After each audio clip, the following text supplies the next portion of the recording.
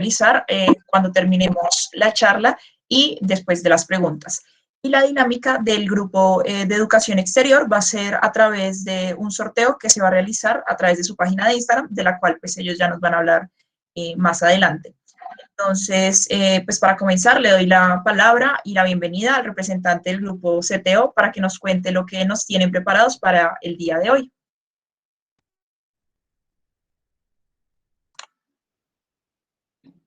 Hola María y hola a todos, muy buenas tardes. Ya voy a compartirles pantalla.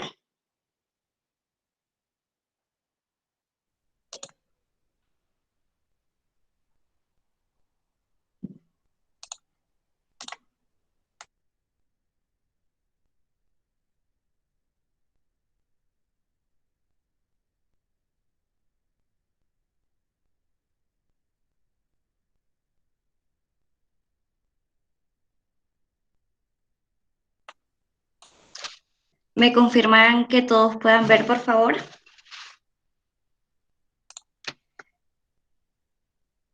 Sí, ahí se está. Perfecto. Bueno, muchas gracias. Buenas tardes para todos. Mi nombre es María Paz. Soy representante del Grupo CTO y en este momento quiero invitarlos a todos para que nos sigan en nuestras redes sociales. Estamos en Instagram, estamos en Facebook y también para que visiten nuestra página web. Ahí podrán encontrar más información acerca de todos nuestros cursos, de nuestros productos como tal. Para los que no nos conocen, Grupo CTO es una compañía multinacional de origen española. Ya tenemos presencia en el mercado hace más de 25 años. Estamos como tal en los países que ustedes están viendo en pantalla. Estamos en México, estamos en Estados Unidos, Panamá, Ecuador, Perú, Chile, Bolivia y por supuesto estamos aquí en Colombia. En cada uno de estos países como tal tenemos la preparación para cada una de sus residencias internacionales. Grupo CTO se ha caracterizado por ser líderes en preparación para residencias médicas internacionales. No obstante, también se han diseñado muchos cursos que les ha ayudado a cada uno de ustedes, ya sean como tal estudiantes o como tal egresados, en cada una de su preparación, en todo lo que son relacionados a las herramientas que los va a llevar a ustedes como tal a la preparación de sus residencias médicas. Tenemos un curso que es el Predoctor, que es una herramienta que hemos diseñado especialmente para todos los estudiantes de segundo semestre hasta décimo semestre de su carrera, pero también ha sido muy funcional para todos aquellos egresados.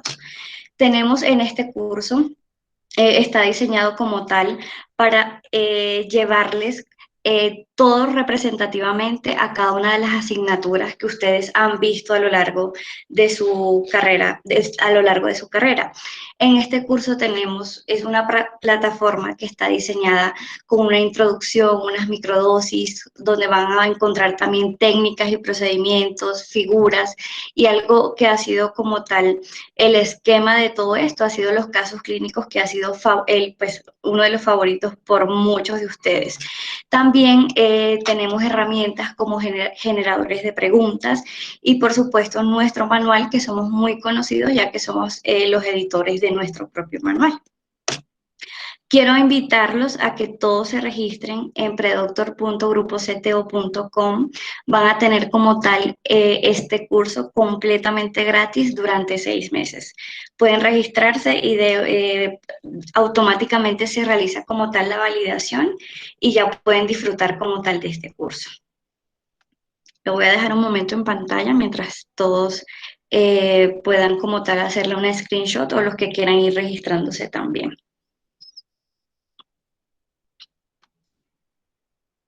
Adicional a este curso, hoy les voy a hablar de una preparación que ha sido como tal la favorita por muchos de ustedes y por muchos de los alumnos que han visto en esta residencia un potencial significativo a lo largo de su carrera.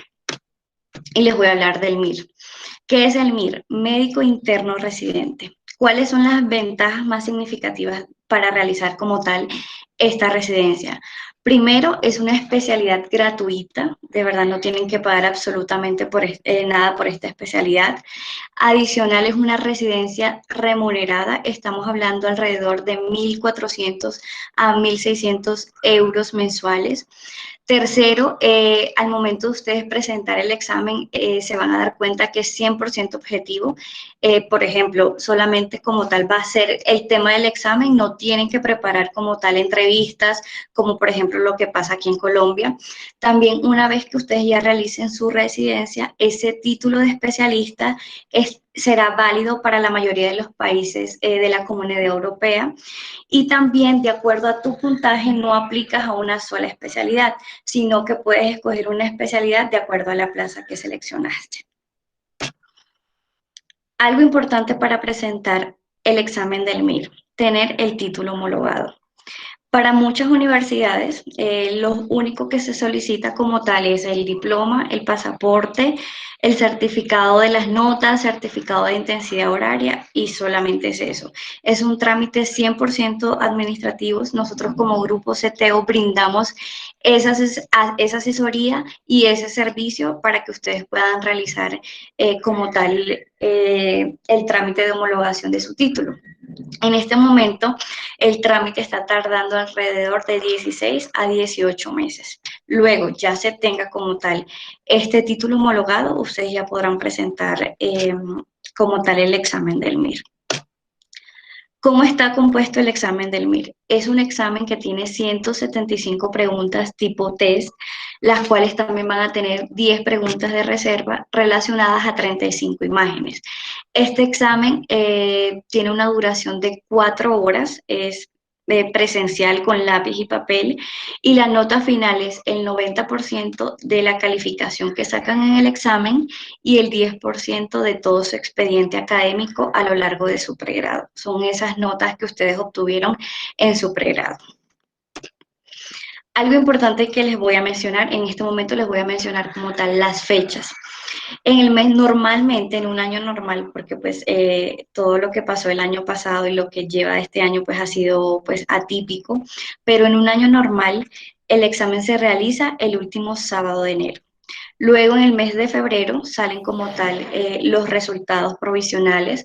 A finales de febrero salen ya los resultados definitivos y luego ya se hace como tal la elección de plaza. De acuerdo al puntaje que ustedes como tal obtuvieron, ustedes pueden escoger tanto la especialidad como la ciudad y también el hospital donde quieran realizar su residencia.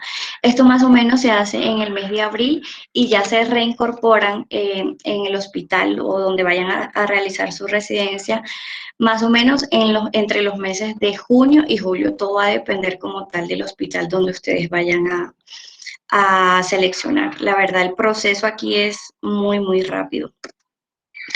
Les estoy mostrando en este momento en pantalla cuáles son las especialidades, cuánto dura también cada especialidad y más o menos cuántos números de plazas están ofertando en España.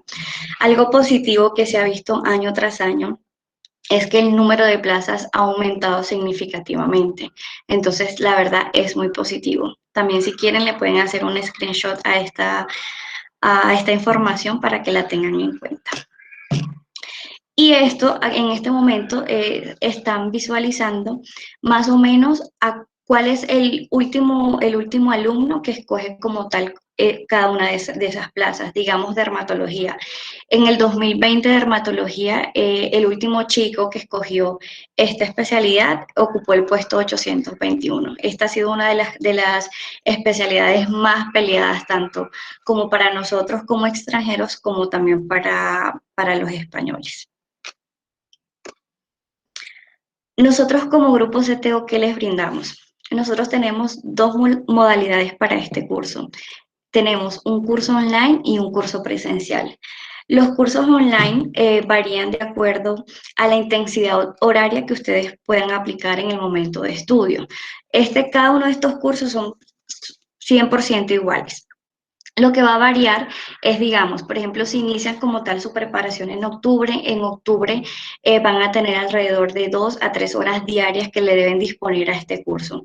En el de diciembre estamos hablando de unas 4 horas, febrero 5 horas, abril ya aumenta mucho la carga, estamos hablando de aproximadamente 7 horas, y ya en julio, que es nuestro curso intensivo del MIR Online, ya estamos hablando prácticamente de 8 a 9 horas diarias que ustedes deben dedicarle a su estudio. Nosotros como grupo CTO, pues nos hemos caracterizado por tener herramientas fundamentales para el desarrollo de cada uno de estos cursos, sea de manera virtual o sea de manera presencial.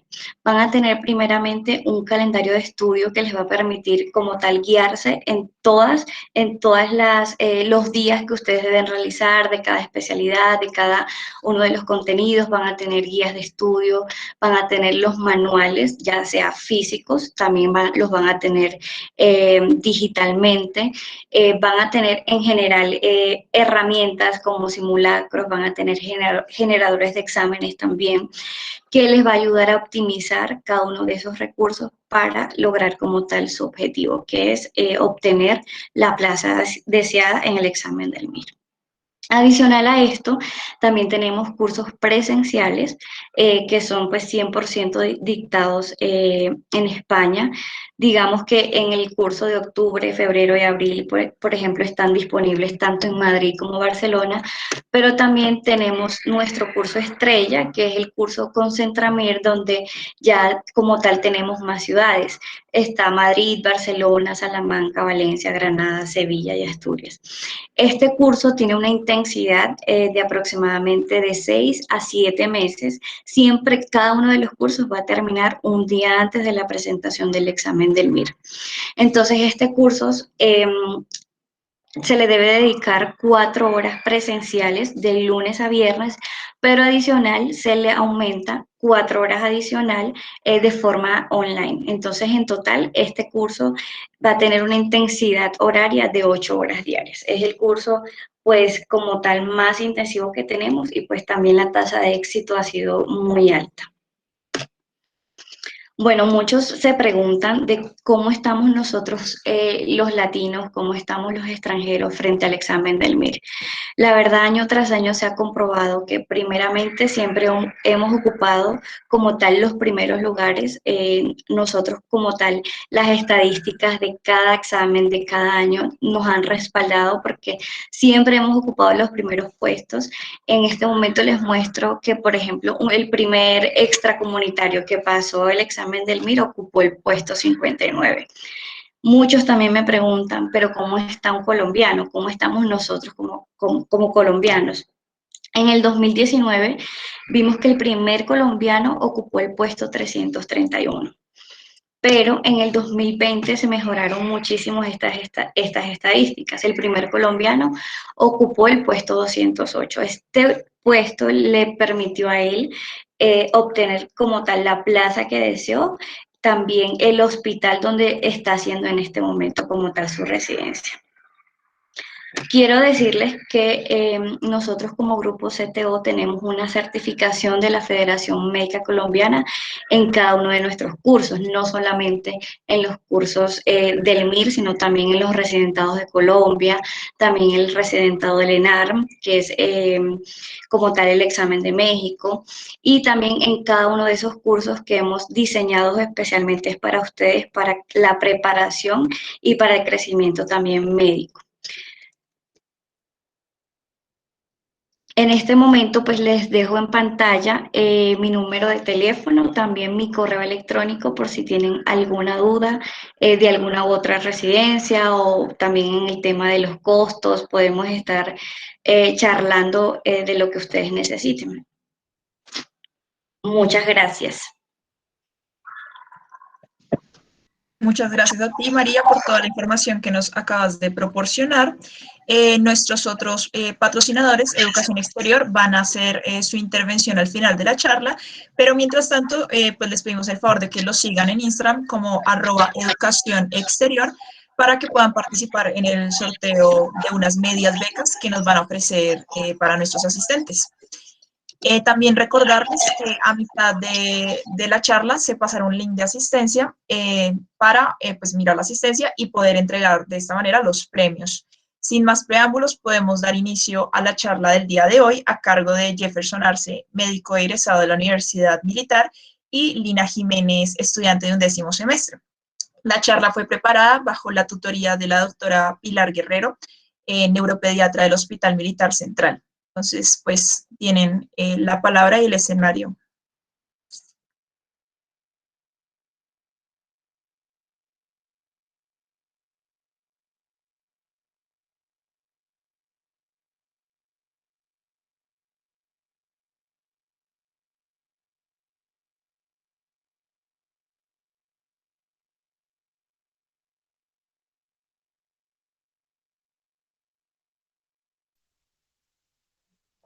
Buenas tardes a todos.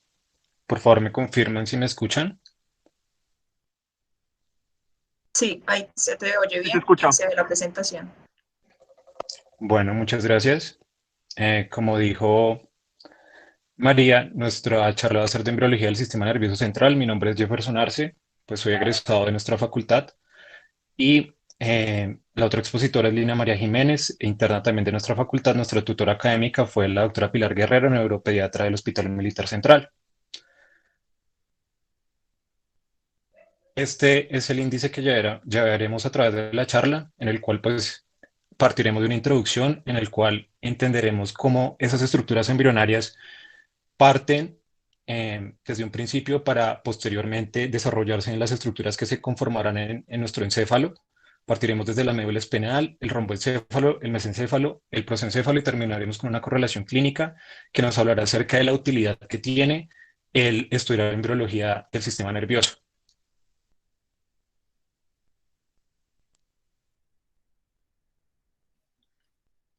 Entonces, para dar inicio a esto, debemos entender que pues, el estudiar la embriología es estudiar desde la célula hasta un neonato de 9 meses, que es un proceso que representa una integración impresionante de fenómenos que cada vez se vuelven más complejos, en donde se involucran factores moleculares, celulares y estructurales, y todo esto con la finalidad de que nosotros como futuros médicos podamos integrar estrategias de atención en salud, sobre todo en diagnóstico y tratamiento prenatal. Entonces, para dar inicio a lo que es el sistema nervioso central, este aparece al inicio de la tercera semana como una placa de ectodermo engrosada que lucirá como si fuera la suela de un zapato. Y esa es la primera imagen que tenemos de lo que será nuestro cerebro. Esta placa es la placa neural, las cuales en sus bordes laterales empezarán a formar los pliegues que se aproximarán unos a otros en la línea media y se fusionarán para dar origen al tubo neural. Este a su vez también se empezará a fusionar primero en la región craneal o cervical y luego de esta manera hacia abajo, para formar dos extremos que serán el neuroporo anterior y el neuroporo posterior, que tienen un cierre, el anterior hacia el día 25 y 3 días después se tiene que dar el cierre posterior. Ahora en este extremo cefálico se van a mostrar tres dilataciones que conoceremos como son las vesículas primarias, las cuales son prosencéfalo, mesencéfalo y romboencéfalo. Y posterior a 5 semanas después se van a ver las vesículas secundarias, que conocemos que son el telencéfalo, el diencéfalo, el mesencéfalo, el metencéfalo y el mielencéfalo. Y estos finalmente van a contribuir a la formación de estructuras especiales en el cerebro. En relación al tubo, el lumen de este tubo tiene continuidad con el de las vesículas, las cuales van a contribuir a la cavidad, en este caso en el romboencéfalo, que será el cuarto ventrículo, el diencéfalo, el tercer ventrículo, y la de los hemisferios a los ventrículos laterales. Y este lumen del mesencéfalo es el que conectará entre el tercer y cuarto ventrículo, que lo llamaremos el acueducto del Silvio, y entre los laterales al tercero por el foramen de Monro. En este orden de ideas, como vamos a hablar desde lo más caudal hacia lo proximal, lo primero en formarse va a ser la médula espinal. Dentro del tubo que ya está cerrado, la pared está constituida por células neuroepiteliales, que están formadas por un epitelio pseudoestratificado grueso, el cual tras el cierre se van a empezar a dividir con rapidez y se transformarán en lo que llamaremos neuroblastos, que son las células nerviosas primitivas. Estas a su vez van a formar dos capas importantes. La primera, la capa del manto, que posteriormente será llamada sustancia gris en la médula espinal, Y la segunda, que es la capa más externa, que tiene fibras que emergen desde esta capa del manto hacia esta, para formar lo que conoceremos como la sustancia blanca, que se llamará así porque estas fibras se van a mielinizar y adquirirán este color. El tubo a su vez tiene un engrosamiento ventral y dorsal. El ventral tiene placas basales que contienen las células motoras del asta anterior y las dorsales contienen placas alares que van a ser las áreas sensitivas. Estas dos áreas están bien delimitadas y eh, dentro de este grupo, hacia los lados, va a haber un grupo de neuronas que se van a acumular y conoceremos como el asta intermedia. Estas neuronas tienen de diferente que son división simpática del sistema nervioso autónomo y solo se identificarán en niveles torácicos y lumbares superiores. Bueno, lo siguiente que tendremos en cuenta es el desarrollo de los ganglios sensitivos de la raíz dorsal, los cuales van a ser originados de las células de la cresta neural, como podemos ver en la imagen de acá. Estas células de la cresta neural van a ser originadas en los pliegues del pliegue neural, van a migrar y van a diferenciarse para conformar los neuroblastos simpáticos, las células de Schwann, van a dar un aporte también para la formación de las meninges y las células de los arcos faringeos. Aquí en la imagen podemos ver un esquema como estas neuronas, estos neuroblastos comienzan a migrar para formar los ganglios simpáticos, para formar también los ganglios preaórticos, la inervación de los ganglios entéricos y la inervación simpática que puede tener la glándula suprarrenal en desarrollo. Posterior a esto tenemos la formación de los nervios raquídeos, que es un proceso que tiene lugar hacia la cuarta semana de desarrollo, en la cual pues tendremos que tener algunas consideraciones importantes en cuenta. La primera de ellas es que tenemos estos ganglios de la raíz dorsal derivados de la cresta neural que van a tener dos prolongaciones, una proximal que va a ir directamente a la placa alar o la placa dorsal, es decir, hacia las regiones sensitivas, y una que va a ir hacia la periferia que posteriormente se va a unir a las raíces que vienen del asta ventral para formar el tronco del nervio raquídeo. En la imagen superior podemos ver cómo esta porción distal del ganglio sensitivo se une con las fibras motoras ventrales y forman el nervio raquídeo. Posterior a eso, inmediatamente se dividen en dos ramas principales, perdón, que son la rama principal dorsal y la rama principal ventral. Esta rama dorsal va a inervar la musculatura axial dorsal, las articulaciones vertebrales y la piel de la espalda. Así también la ventral primaria se va a encargar de la inervación de las extremidades a través de los plexos nerviosos y de las inervaciones de los cuerpos vertebrales.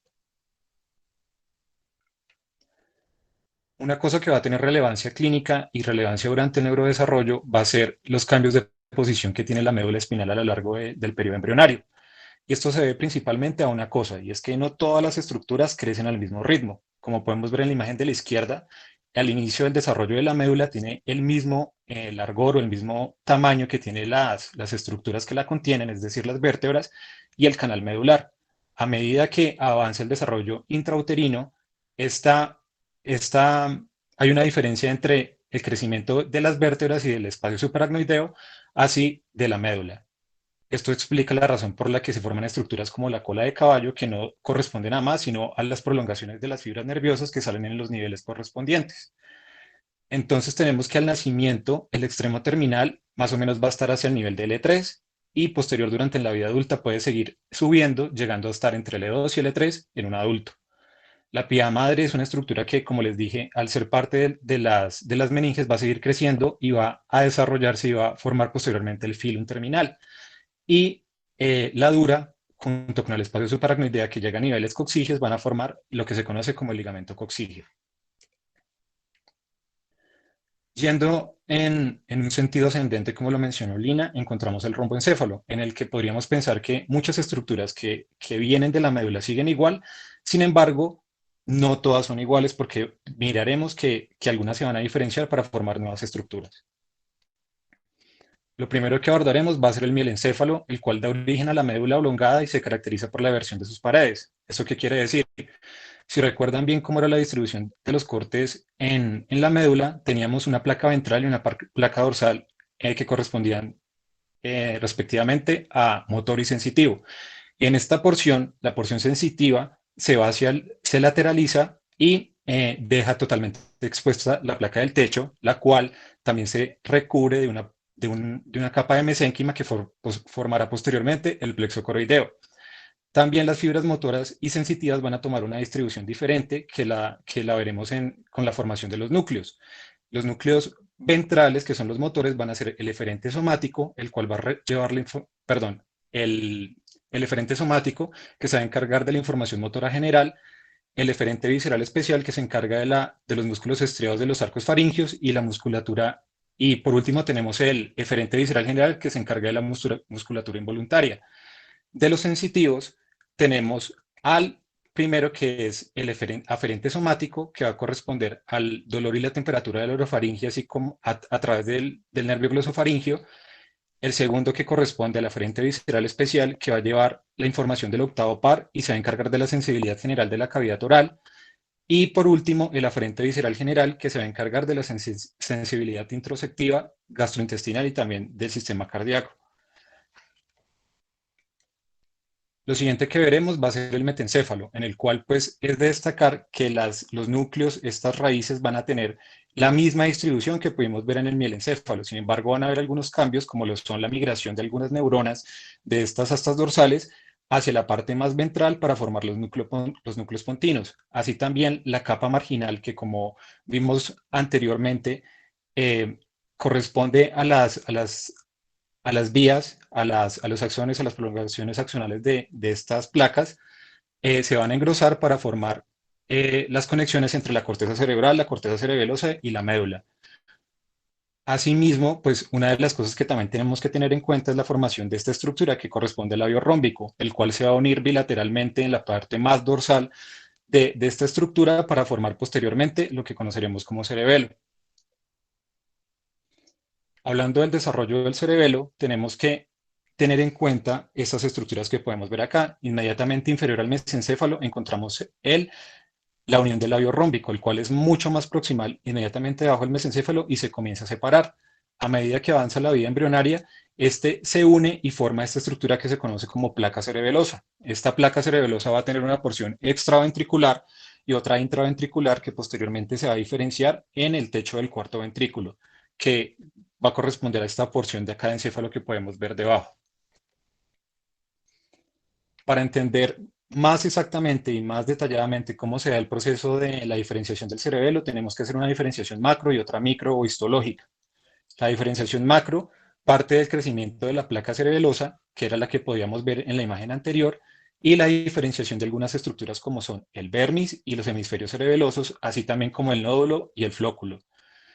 Posteriormente, se va a dar la división de los lóbulos cerebelosos, los cuales no van a tener lugar al mismo tiempo, sino se van también a hacer por periodos. El primero es la aparición del lóbulo flóculo nodular, que es hacia la semana 15 con la aparición de la cisura posterolateral, que es esta que podemos ver acá.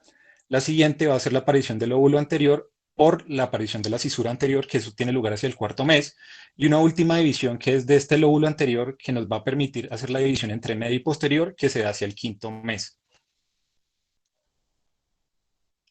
Ya en un nivel micro, que es la segunda forma de ver la diferenciación del cerebelo, vamos a dividirlo en migraciones celulares, que es lo más importante. La primera migración va a tener lugar hacia el tercer mes del desarrollo, en la cual los neuroblastos de la capa neuroepitelial van a migrar hacia la capa marginal y van a formar la capa granulosa externa. Hacia el cuarto mes, esta capa neuroepitelial también va a hacer migrar unas células que se van a ubicar justo debajo de esta capa granulosa externa y posteriormente se van a diferenciar en las células de Purkinje y Golgi.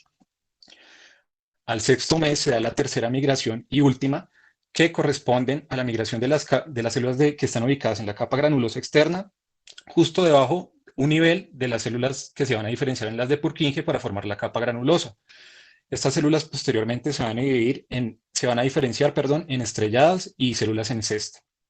Por último, las células del neuroepitelio que no migran y se quedan en la parte más profunda van a conformar los núcleos profundos, que son los núcleos profundos del cerebelo, que son el dentado, el emboliforme, el globoso y del techo.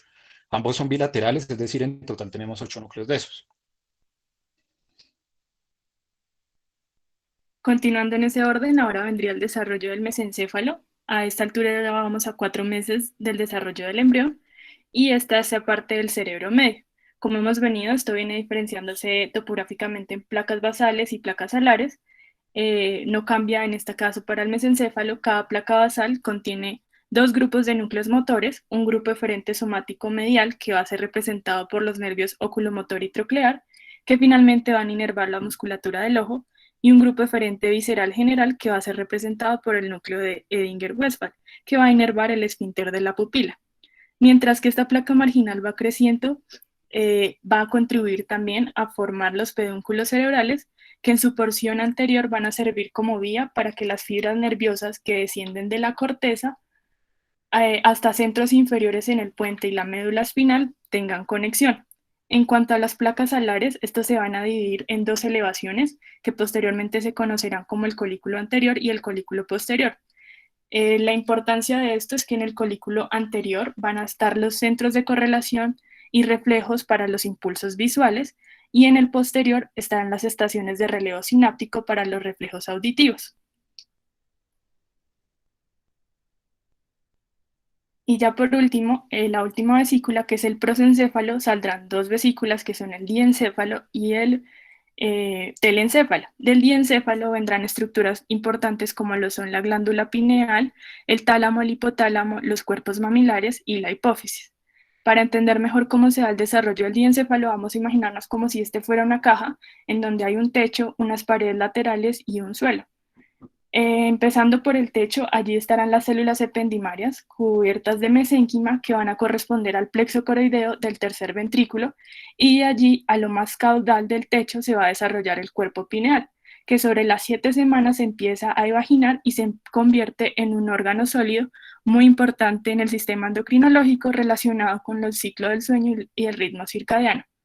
Las placas alares van a conformar las paredes laterales del diencéfalo, que se van a dividir en dorsal y ventral, y estos respectivamente en tálamo e hipotálamo, que el tálamo empieza a proyectarse hacia el lumen y por eso se va como hacia anterior, y el hipotálamo, a diferencia de este, empieza a proyectarse hacia inferior, y este a su vez, el hipotálamo se va a diferenciar en regiones nucleares, que tendrán posteriormente funciones viscerales como lo son el sueño, la temperatura, la conducta emocional.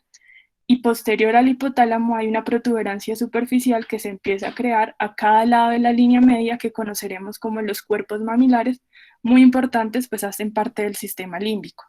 Y ya por último, en el piso está la glándula hipófisis, que viene a partir de dos estructuras, a diferencia de lo que hemos venido hablando. Este viene de la vaginación ectodérmica del estomodeo, o lo que conocemos como la cavidad oral primitiva, la bolsa de Rathke, y una extensión del diencéfalo de la parte más caudal o del piso, que tiene importancia que al final del segundo mes pierde conexión total con la cavidad oral y se ubica en contacto estrecho con el infundíbulo, que es una extensión del diencéfalo. Esta bolsa anterior, al tener conexión completa con el diencéfalo, empieza a crecer con rapidez y se conocerá como la adenhipófisis, mientras que la neurohipófisis vendrá del infundíbulo, o sea, una estructura propiamente del diencéfalo, y es por esto que esa se caracteriza por tener fibras nerviosas de la región hipotalámica. Y por último, ya el telencéfalo, que es la parte más rostral de las vesículas, está constituido por 12 vaginaciones laterales, que van a ser los hemisferios cerebrales, que surgen al inicio de la 5ª semana, y para la segunda mitad del mes, en su porción más basal de estos hemisferios, empieza a crecer con mayor rapidez y a sobresalir del lumen de los ventrículos laterales, y este crecimiento tan rápido hace que adquiera un aspecto como estriado, y esto se llamará o se conocerá posteriormente como el cuerpo estriado. De igual manera, en el piso de los hemisferios habrá un engrosamiento posterior que se conocerá como el hipocampo y estará por encima de la fisura coroidea. La expansión de los hemisferios hace que vayan a cubrir las caras laterales del diencéfalo, del mesencéfalo y la porción cefálica del metencéfalo. Y posteriormente, esta expansión tan rápida de los hemisferios hacen igual que el cuerpo estriado migre y se dirija hacia posterior y se divide en dos porciones, la dorsomedial y la ventrolateral, que la dorsomedial será llamada como núcleo caudado y la ventrolateral serán los núcleos lentiformes, los cuales son el putamen y el globo pálido. Y todo esto será pues los ganglios basales, que tienen importancia porque van a estar en relación con el control motor voluntario, la conducta rutinaria, el aprendizaje procedimental y la cognición. En cuanto al cuerpo estriado, hay unas proyecciones axonales que van a atravesarlo desde y hacia la corteza, y eso es lo que se llamará la cápsula interna.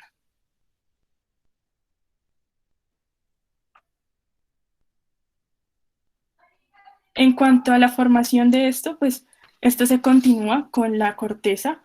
El crecimiento continuo de los hemisferios van a ser en dirección anterior, dorsal e inferior, que van a determinar la formación de los lóbulos frontal, temporal y occipital. Sin embargo, hay una zona que va a perder esa gran velocidad de crecimiento entre el frontal y el temporal, y será la ínsula. La última parte de la vida fetal es cuando más crecen los hemisferios o los lóbulos, y de allí proviene que se formen las circunvoluciones. Es por eso que se ve diferente un cerebro a los 7 meses y a los 9 meses ya con sus circunvoluciones. En cuanto a la corteza propiamente, hay de tres regiones viene esta: la paleocorteza, la arqueocorteza y la neocorteza. De la paleocorteza, esta está en relación con el cerebro olfatorio y corresponde a las áreas de terminaciones de las vías olfatorias. Y la arqueopaleo, que se relaciona con la corteza también olfatoria y también con la formación del hipocampo. Estas dos zonas, o bueno, estas dos cortezas, la paleo y la arqueocorteza, son las más antiguas filogenéticamente, y la última es la neopaleo, que va a constituir el 90% de la estructura cortical gracias a dos olas de neuroblastos en migración. Una primera ola de migración de neuroblastos va a ser muy temprana y quedará en la profundidad de la corteza, que es lo que conoceremos como la zona subcortical, y luego hay una segunda ola de migración de neuroblastos que quedarán en la superficie y terminarán de constituir toda la corteza cerebral. Las comisuras son las que ayudarán a que estos hemisferios tengan interconexión, porque como ya habíamos hablado, cada uno empieza a crecer de manera independiente, y sobre el final de los 3 meses es cuando se empiezan a ver esas interconexiones. La primera en crearse es la comisura anterior, que va a conectar el bulbo olfatorio con los dos hemisferios, tanto derecho como izquierdo. El segundo es el fornix, que es la comisura del hipocampo.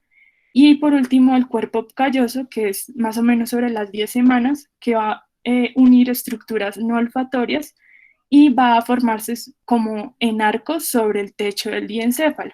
Y por último, el quiasma óptico, que pues tiene relación en la retina para poder tener interconexión entre ellas. Y todo esto lo cubren las meninges, que son las 3 capas membranosas que derivan del mesodermo y de las células de la cresta neural, que se empiezan a formar entre la 4ª y la 5ª semana. La primera es la capa externa, que se llamará dura madre, y la interna, que es la pia arachnoides o las leptomeninges.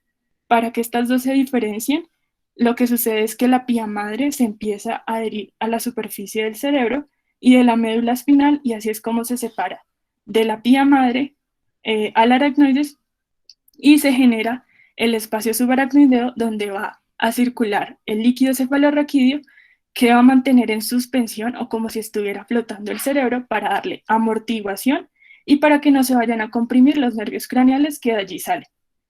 En cuanto a la dura madre, este es un saco fibroso que va a encerrar también al aracnoides y va a delimitar los senos venosos. Esto con el fin de que allí hayan granulaciones aracnoideas para que haya una reabsorción del líquido cefalorraquídeo a los sistemas venosos. Y de igual manera, la dura madre va a contribuir a sostener el cerebro por tabiques, que van a ser lados del cerebro, lados del cerebelo y la tienda del cerebelo.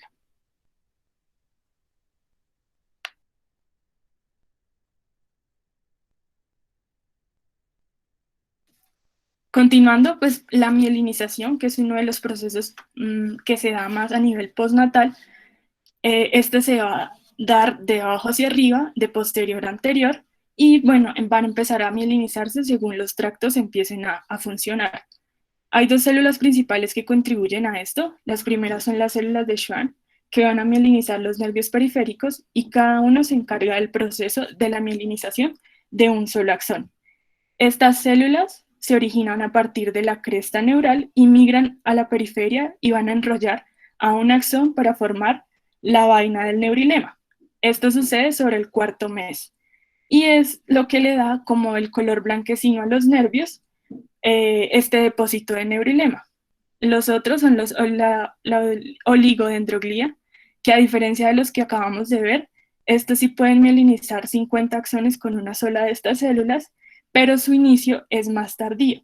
Sobre el tercer trimestre es cuando se empiezan a mielinizar y solo hasta los 2 o 3 años del desarrollo postnatal es cuando la mielinización tiene mayor importancia y pues gran impacto para el desarrollo psicomotor del niño. Entonces, como lo veníamos hablando, esto varía con la estructura del cerebro que empiece a funcionar primero. Lo que funciona primero, primero se mieliniza. En este orden de ideas, lo primero sería la corteza olfatoria, la óptica, la acústica y la sensoriomotora. Y por último, las de proyección y las de asociación. De esto, pues podemos sacar el papel importante que tiene el ambiente sobre el niño para que haya una maduración cerebral. Y en relación a la mielinización hay otro proceso muy importante que es la sinaptogénesis, que este empieza un poco más temprano, pero también tiene gran impacto en la vida postnatal. Empieza sobre la semana 20 y continúa hasta la pubertad. Y esto se ha visto por actividad metabólica. A través de tomografía de emisión de positrones, lo que se ve es que hay un aumento metabólico muy marcado sobre los 3-4 años de vida del niño a nivel subcortical y posteriormente a nivel cortical, hasta alcanzar la actividad normal de un adulto sobre los 15 años. La sinaptogénesis también tiene sus etapas. El primero es el reconocimiento, que es que el axón sabe ya su destino o hacia dónde se va a dirigir. La siguiente etapa es la inductiva, que es cuando se estabiliza y aumentan las uniones sinápticas. Lo tercero es la diferenciación, cuáles van a ser presinápticas y cuáles posinápticas. Por último va a venir la maduración en ese mismo orden, primero las presinápticas y luego las posinápticas. El mantenimiento, que es ya cuando las sinapsis son totalmente funcionales, y aparte de esto se suma algo muy importante que es la regulación y es eliminación de aquellas sinapsis que pues no se están usando, y la plasticidad, que es ya lo final, que son modificaciones funcionales y estructurales respecto a los estímulos externos que tenga el niño. Entonces, esto representado en el feto, la actividad más alta de la sinapsis se da sobre todo en la corteza sensoriomotora por información sensorial del cuerpo, y ya las siguientes etapas se dan a nivel postnatal. Entre los 2 y 3 meses, la sinapsis se ve aumentada en la corteza de audición y la visión, que es cuando el niño empieza a conocer y explorar el mundo. Luego la sinapsis aumenta sobre el 8º mes sobre la corteza prefrontal, cuando ya hay procesos cognitivos y emocionales mucho más complejos, y sobre los 3 o 4 años se duplican las sinapsis hasta los 9 años más o menos, y se da una poda selectiva, que es esa regulación o eliminación de sinapsis para que haya una adecuada adaptación del entorno del niño sobre el entorno. Más o menos se dice que ese aumento o duplicación de las sinapsis en esa edad son 40.000 sinapsis por segundo, que luego se van a ir eliminando por poda neuronal.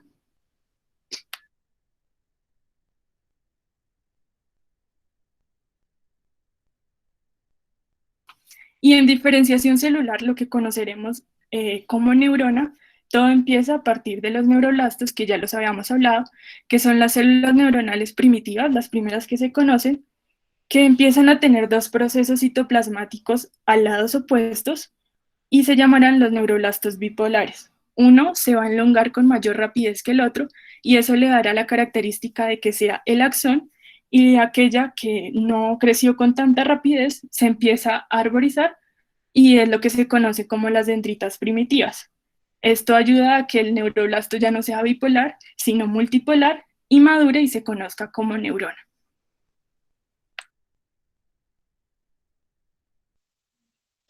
Bueno, sí, también tenemos que tener en cuenta la diferenciación de las células gliales, las cuales también van a ser derivadas de las células neuroepiteliales, pero esto se va a dar una vez se dé toda la diferenciación de estas células, las células que van a ser precursoras de las neuronas. Los glioblastos se van a diferenciar en astrocito protoplasmático, astrocito fibrilar, células de la oligodendroglía y posteriormente las células que quedan y que quedan hacia la luz del tubo neural y que no migran o que no se diferencian van a formar lo que se conoce como las células ependimarias. Estas células de la oligodendroglía, como dijo Lina ahorita, se van a encargar de la mielinización de la capa marginal y estas van a dar soporte metabólico y soporte estructural a la parte de la capa basal en la médula y pues en general en todo el tubo neural. Asimismo, es necesario tener en cuenta el desarrollo de las células de la microglía, que su principal función va a ser la fagocitaria y que, a diferencia de todas las células nerviosas, van a ser derivadas, van a tener un origen embrionario diferente, que va a ser las células del mesénquima. Por último, damos lugar a una correlación clínica en la que pues trataremos de darle una utilidad a todo lo que hemos dicho y a la importancia de estudiar la embriología del sistema nervioso. Para esto tendremos que tener en cuenta los aspectos biológicos del desarrollo, detallando los periodos embrionarios y detallando estos periodos embrionarios también como un proceso de adquisición progresiva de funciones neurales. Este proceso lo podemos dividir en dos, un proceso de concepción y un proceso de reorganización. Este proceso de concepción va a comprender lo que es la neurulación, la proliferación, la migración y la diferenciación, y va a tener una amplia influencia y va a ser modificado genética y epigenéticamente. Como resultado tendremos unas estructuras neurales que van a ser muy sensibles a los estímulos tanto intrauterinos como extrauterinos. La reorganización hace referencia al periodo de gestación y posterior al parto, en el cual podremos ver un crecimiento dendrítico y axonal, además de la sinaptogénesis y un aumento de la sensibilidad a neurotransmisores o cambio en el efecto que tienen los neurotransmisores sobre los receptores. Detallando un poco el proceso que lleva a cabo, tomaremos desde la neurulación, el cual inicia con una señalización inducida por la notocorda y por la placa basal, lo cual va a derivar en la formación de la placa y del tubo neural. Los defectos en esta porción del neurodesarrollo embrionario va a generar lo que se conoce como espina bífida y encéfalo bífido. Lo que se va a ver frecuentemente o más frecuentemente va a ser el mielomeningocele. Sin embargo, tenemos que tener en cuenta que no es la única entidad y pues es mucho más amplio como lo vemos en la imagen que tenemos ahí.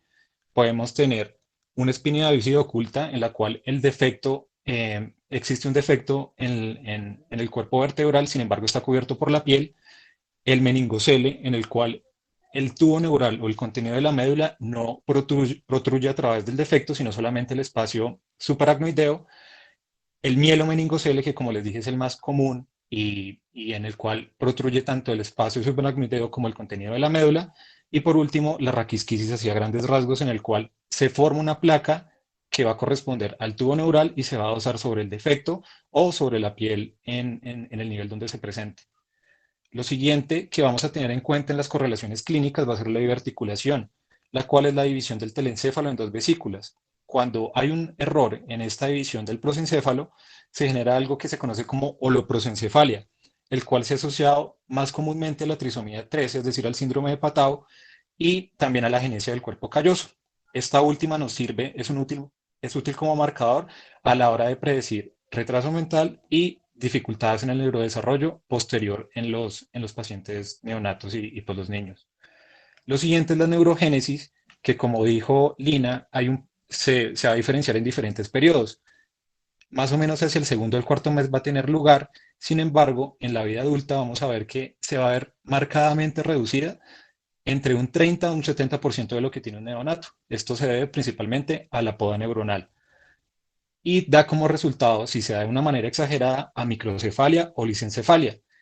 En efecto contrario de que no se produzca esta poda neuronal, se puede producir megalencefalias, amartomas o neoplasias en el sistema nervioso central, como podemos ver en la imagen, que uno de los hemisferios tiene mayor tamaño.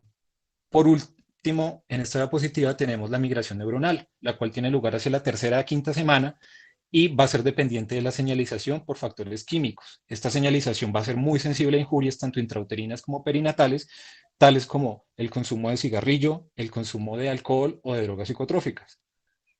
Y puede conducir a malformaciones como puede ser la lisencefalia, dado que no hay una migración neuronal que permita el desarrollo de la corteza.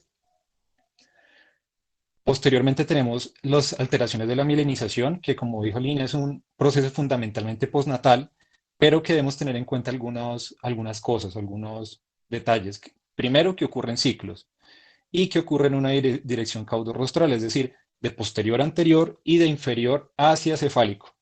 Lo siguiente es que más o menos hacia el segundo trimestre, las raíces nerviosas más o menos van a estar, ya habrán completado ese proceso de mielinización y se inicia con la mielinización del tronco encefálico. El haz corticoespinal terminará su mielinización más o menos hacia los 2 años de vida postnatal, el cuerpo calloso hacia la adolescencia y las vías de asociación corticotemporales van a continuar su mielinización incluso en la vida adulta. Por último, tenemos que la sensibilidad o el efecto que tienen algunos neurotransmisores va a ser diferente tanto en la vida intrauterina como extrauterina y mucho más en la vida adulta, como es el caso del GABA. El GABA va a tener un efecto excitador durante el desarrollo embrionario que se va a encargar de la proliferación, de la migración, la diferenciación, la modulación sináptica y la apoptosis neuronal. Esto sumado además de que a diferencia de en el adulto o en la vida postnatal que tiene un efecto inhibidor, acá va a tener un efecto excitador que se explica principalmente por las mayores concentraciones de cloro intracelular que hay en las células durante el desarrollo fetal.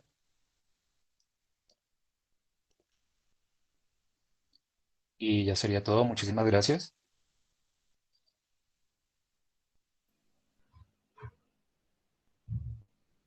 Bueno, entonces ya de esta manera damos inicio a las charlas del Grupo de Interés en Neurociencias.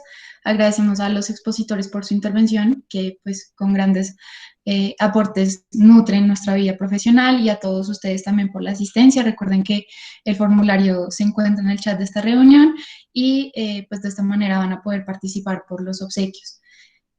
Ahora no sé si la doctora Guerrero quiere realizar algún comentario adicional.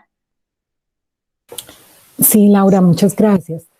Pues ustedes han tenido la oportunidad de escuchar una excelente presentación. Jefferson y Lina nos han dado una muy buena conferencia mostrando todo lo que es la embriología del sistema nervioso central.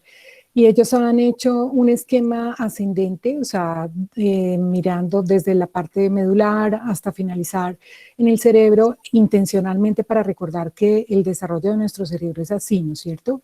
Y el conocer la embriología es fundamental, no solamente para entender qué es lo que pasa de manera fisiológica, sino para conocer las patologías, entenderlas, también prevenirlas, manejarlas, así como lo mencionó Jefferson.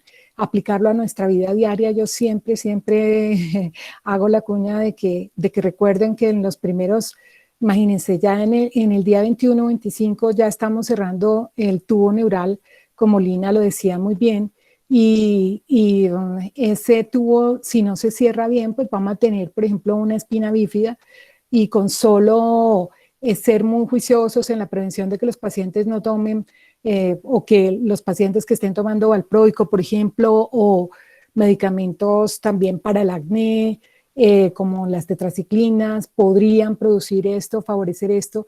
También influye la cantidad de ácido fólico que tomamos. Entonces, por eso es la cuña que les menciono de que todas las niñas, o sea, jóvenes que están en edad productiva, obviamente, que son todas, ¿no es cierto?, deben estar tomando ácido fólico, y que además obviamente tenemos que recomendarle a nuestras pacientes y a todo el mundo pues que tomen ácido fólico. Es una parte sencilla, que vigilen sus vacunas, que vigilen todo esto pues para que tengan un buen desarrollo, y ese desarrollo embriológico se dé a plenitud.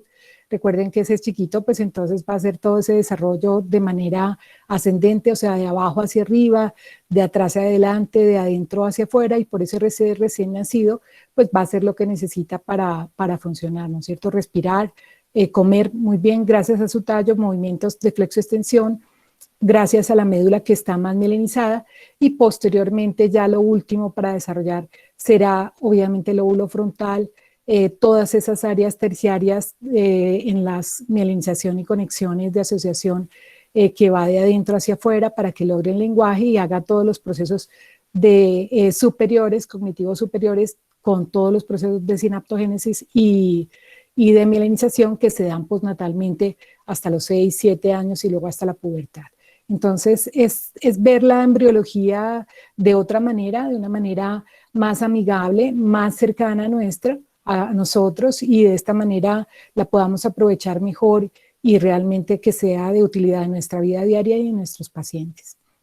Muchas gracias. Y excelente la presentación de Lina y Jefferson, como pudieron ustedes disfrutar. Bueno, muchas gracias.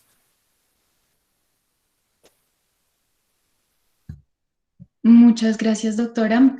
A partir de este momento, pues, se abre espacio para resolver dudas, así quien pues, desee escribir en el chat o abrir su micrófono es libre de hacerlo.